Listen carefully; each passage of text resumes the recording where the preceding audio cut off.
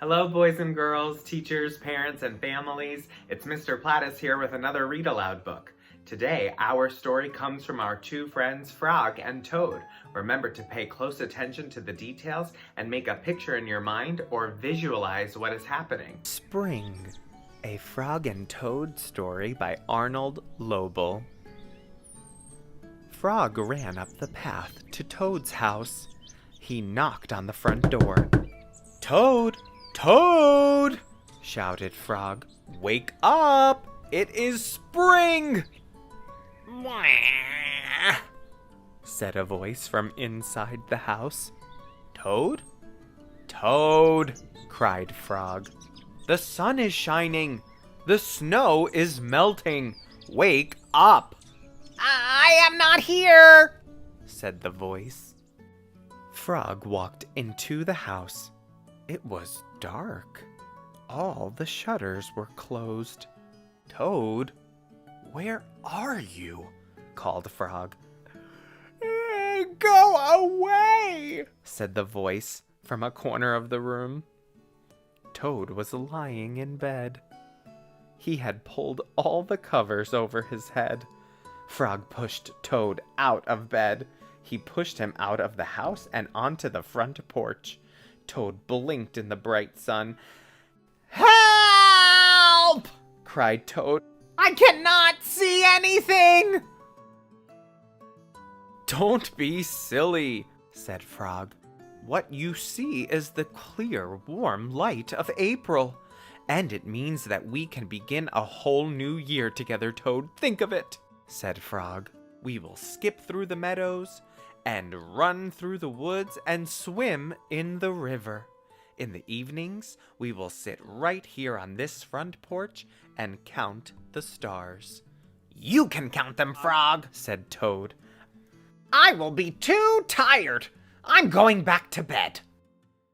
Toad went back into the house. He got into the bed and pulled the covers over his head again. "But Toad," cried Frog, "you will miss all the fun." "Listen, Frog," said Toad. "How long have I been asleep?" "You have been asleep since November," said Frog. "Well then," said Toad, "a little more sleep will not hurt me. Come back again and wake me up at about 1/2 May. Good night, Frog." "But Toad," said Frog, "I will be lonely until then." Toad did not answer. He had fallen asleep. Frog looked at Toad's calendar. The November page was still on top. Frog tore off the November page. He tore off the December page, and the January page, the February page, and the March page. He came to the April page. Frog tore off the April page too. Then Frog ran back to Toad's bed. "Toad! Toad! Wake up! It is May now!" "What?" said Toad. "Can it be May so soon?" "Yes," said Frog. "Look at your calendar." Toad looked at the calendar. The May page was on top. "Why, it is May!" said Toad as he climbed out of bed.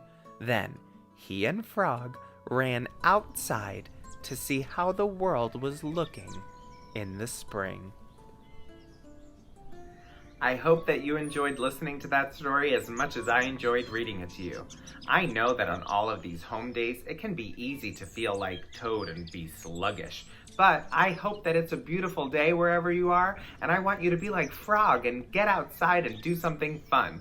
It's April, and it's spring. So enjoy the weather, and whatever you do, ask your grown-ups to take a picture and send it to your teachers. We always love to see what you're doing at home, and hopefully outside. Have a great day.